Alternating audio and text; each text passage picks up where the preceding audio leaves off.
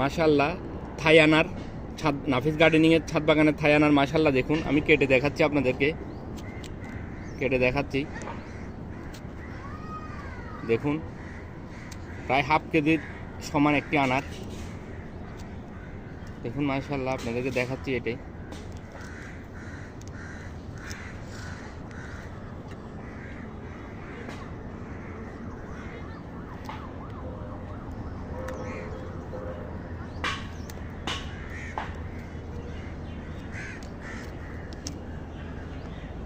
দেখুন মাশাআল্লাহ আপনাদেরকে কেটে দেখাচ্ছি,